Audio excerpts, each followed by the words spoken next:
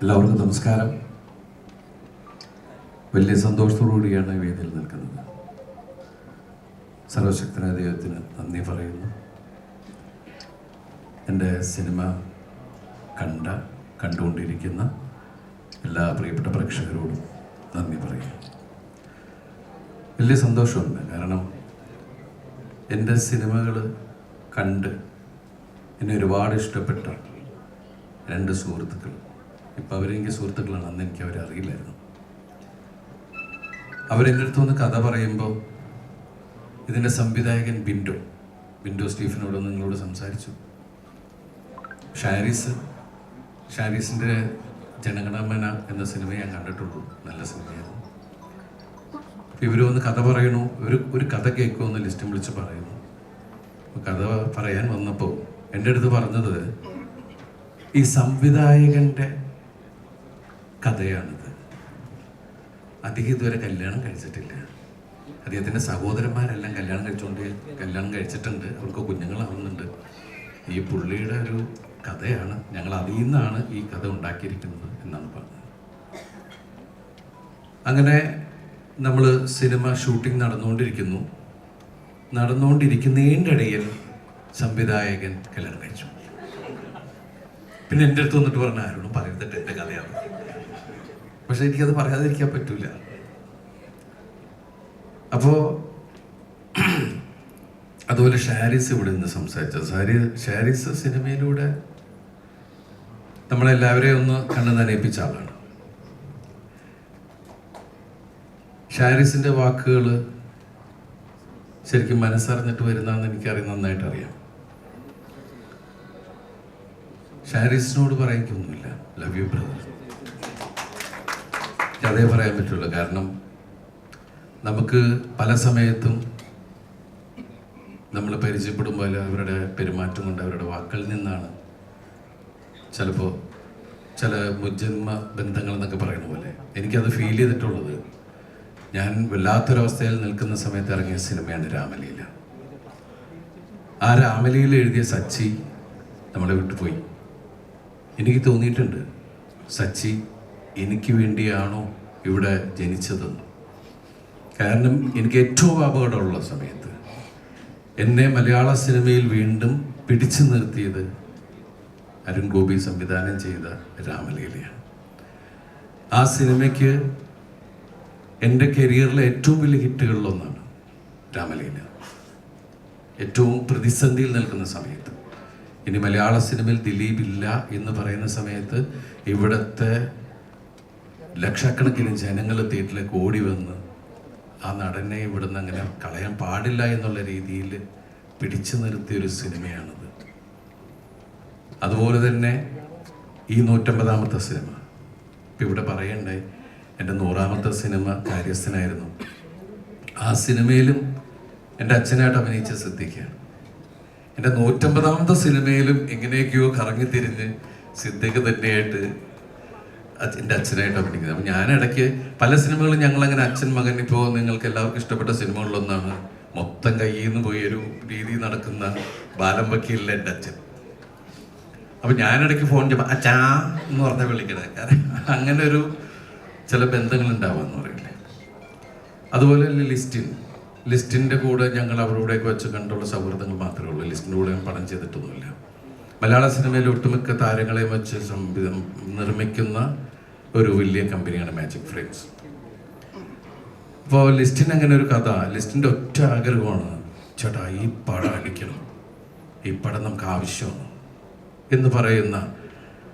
കാരണം ഞാനൊരു നിർമ്മാതാവാണ്, അദ്ദേഹത്തിൻ്റെ സുഹൃത്തുക്കളും അല്ലെങ്കിൽ മറ്റുള്ള ഹീറോസൊക്കെ ആയിട്ട് സിനിമ ചെയ്യുന്ന ഒരാളാണ്. പക്ഷേ ഇപ്പോൾ ഷാരിസ് പറഞ്ഞ പോലെ അദ്ദേഹത്തിൻ്റെ ചെറുപ്പകാലത്ത് ഞാൻ അദ്ദേഹത്തെ ഒരുപാട് ചിരിപ്പിച്ചിട്ടുണ്ട് എന്നുള്ളതാണ്, അല്ലെങ്കിൽ ചിന്തിപ്പിച്ചിട്ടുണ്ട്. എൻ്റെ സിനിമകൾ ഒരുപാട് ഇഷ്ടമായിരുന്നു ഇഷ്ടമാണ് എന്ന് സംസാരിച്ചുകൊണ്ടിരിക്കുന്ന ലിസ്റ്റിന് ഈ സിനിമ മറ്റെന്തിനേക്കാളും വലുതായിട്ടാണ് എനിക്ക് പ്രവൃത്തിയിൽ തന്നെ തോന്നിയിട്ടുള്ളത്. സത്യം പറഞ്ഞ ഈ സിനിമ വരുമ്പോൾ, ഈ സിനിമ റിലീസാവുന്ന നിമിഷം വരെ വലിയ പരസ്യങ്ങളൊന്നും ഇല്ലാതിരുന്ന സിനിമയാണ്. ഈ സിനിമയ്ക്ക് ഏറ്റവും കൂടുതൽ പരസ്യം തന്നത് ഇവിടുത്തെ മലയാളി പ്രേക്ഷകരാണ്. കാരണം മൗത്ത് പബ്ലിസിറ്റി എന്ന് പറയുന്ന ആ പബ്ലിസിറ്റി ഏറ്റവും വലുതാണ്. പ്രത്യേകിച്ച് ഇന്നത്തെ അവസ്ഥയിൽ നമുക്ക് ഒരാൾ ഒരു കാര്യം പറഞ്ഞാൽ അത്രയും വേഗത്തിലാണത് ലോകത്തിൻ്റെ മുമ്പിലേക്ക് എത്തുന്നത്. അതിന് സഹായിക്കുന്നത് ശരിക്കും പറഞ്ഞാൽ ഇപ്പോൾ ഈ സിനിമയിൽ ഏറ്റവും എടുത്തു പറയേണ്ട ഒന്ന് തന്നെയാണ് നമ്മൾ സോഷ്യൽ മീഡിയയിലൂടെ. കാരണം ഈ സിനിമയുടെ ഒരു വലിയ പ്രസ് മീറ്റും കാര്യങ്ങളുമൊക്കെ വെക്കുന്ന സമയത്ത് ഒരു കൊച്ചു വേടിയിൽ നിന്നാണെങ്കിൽ നമുക്ക് വേണമെങ്കിൽ ഈ സിനിമയുടെ മൊത്തം കഥ പുറത്തേക്ക് പോകാം. അപ്പോൾ അതുകൊണ്ട് തന്നെയായിരിക്കും ഇതിൻ്റെ എല്ലാവരും ചർച്ച ചെയ്ത് തീരുമാനിച്ചു നമുക്ക് ഈ സിനിമ കഴിഞ്ഞിട്ട് നമുക്ക് മീഡിയയുമായി നമുക്ക് തുറന്ന് സംസാരിക്കാം. കാരണം എന്ന് വെച്ചിട്ടുണ്ടെങ്കിൽ ഇപ്പോൾ ഈ സിനിമ എനിക്ക് തോന്നുന്നു നിങ്ങൾ ഒട്ടുമിക്ക ആൾക്കാരും കണ്ടിട്ടുണ്ടാവും. അപ്പോൾ എന്തുകൊണ്ടാണ് ഇന്നത്തെ നമ്മുടെ ലൈഫിൽ സോഷ്യൽ മീഡിയയുടെ പ്രസക്തി എന്താണെന്ന് നമുക്ക് എല്ലാവർക്കും അറിയാം. ഇപ്പോൾ ഇവിടെ നിൽക്കുന്നത് നമുക്ക് പ്രൈവസി ഏറ്റവും കൂടുതൽ ആഗ്രഹിക്കുന്ന ഒരാൾക്ക് ഒരു പ്രൈവസിയും ഇല്ലാത്തൊരു ലോകത്താണ് നമ്മൾ ജീവിക്കുന്നത്. കാരണം നമുക്ക് പറയാനുള്ള ഇപ്പം നിങ്ങളെല്ലാവരും ഇവിടെ ക്ഷണിച്ചത് നന്ദി പറയാൻ നിങ്ങളോടും നിങ്ങളിത് എത്തിക്കുന്ന ആൾക്കാരോടും അത് കാണുന്നവരോടും കണ്ടുകൊണ്ട് നിൽക്കുന്നവരോടും നന്ദി പറയാനാണ് ഇങ്ങനെ ഒരു വേദി ശരിക്കും പറഞ്ഞാൽ ഞങ്ങളെല്ലാവരും കൂടി ഒരുക്കിയിരിക്കുന്നത്. നേരിട്ട് സംസാരിക്കാൻ, ലോകത്തിനോട് സംസാരിക്കാൻ, നിങ്ങളോട് സംസാരിക്കാൻ. അതുപോലെ തന്നെ ഈ സിനിമയുടെ ക്യാമറമാനാണ് രണദേവ. അദ്ദേഹം ഇവിടെ ഇതുവരെ വന്നിട്ടില്ല. അദ്ദേഹത്തിൻ്റെ ഗംഭീര വർക്കുകളൊന്നാണ്. അതുപോലെ എൻ്റെ സംഗീത സംവിധായകൻ സനൽ, അദ്ദേഹത്തിൻ്റെ ആദ്യത്തെ സിനിമയാണ്.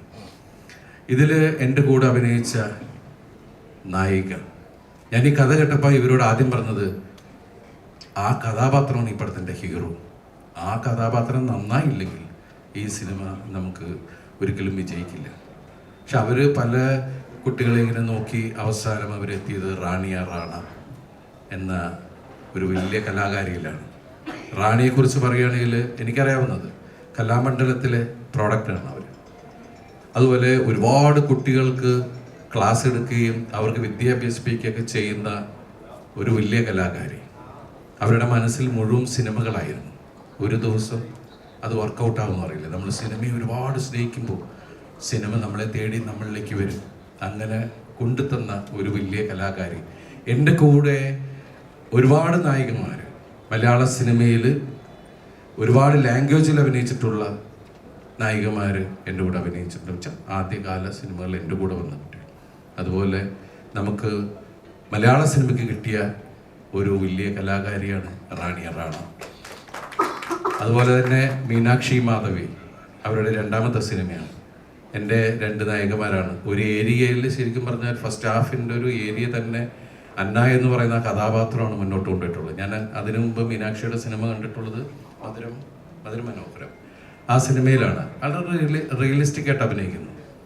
സത്യം പറഞ്ഞാൽ ഇപ്പോൾ ഉള്ള ആൾക്കാർ അത്രയും ഗംഭീരമായിട്ട് അഭിനയിക്കുന്നത്. നിങ്ങൾ എൻ്റെ കൂടെ അഭിനയിച്ചപ്പോൾ ഞാനും അഭിനയം പഠിച്ചു. ആ ഒരു ഗിവ് ആൻഡ് ടേക്ക് ഭയങ്കരമായിട്ട് എല്ലാവരിലും ഒന്നും ഉണ്ടായിരുന്നു. അതുപോലെ തന്നെ ജെസ്സി മമ്മീനെ നിങ്ങളാരും മറക്കൂല, അറിയാലോ. അപ്പോൾ അങ്ങനെയുള്ള കഥാപാത്രങ്ങൾ. പിന്നെ എനിക്ക് എടുത്തു പറയേണ്ട ആള് ഇപ്പോൾ പ്രിൻസ് ആൻഡ് ഫാമിലിയിലെ എൻ്റെ അനിയന്മാർ രണ്ടുപേരുണ്ട്. ഒന്ന് ധ്യാനം, ഒന്ന് ജോസൂട്ടി. ഞാൻ ആ സിനിമ കഴിഞ്ഞിട്ട് അദ്ദേഹത്തെ അവരാണ് വീട്ടിൽ വെച്ചിട്ടുണ്ട്. പിന്നെ ഞാൻ ഇപ്പോഴാണ് കാണുന്നത്. വളരെ തിരക്കുള്ള ആ കലാകാരനെ നമുക്ക് ഇന്നത്തെ മൊത്താണ് നമ്മുടെ. കാരണം ഈ സിനിമയുടെ ഒരു ഇൻ്റർവ്യൂവിലും അവനെ കൊണ്ടുവന്ന് വെച്ചിട്ടില്ല.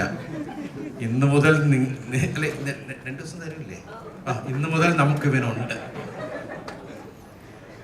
കാരണം പ്രിൻസ് ഓഫ് ഇൻ്റർവ്യൂസ് ആണ്, അല്ലേ? ഇരിക്കട്ടെ.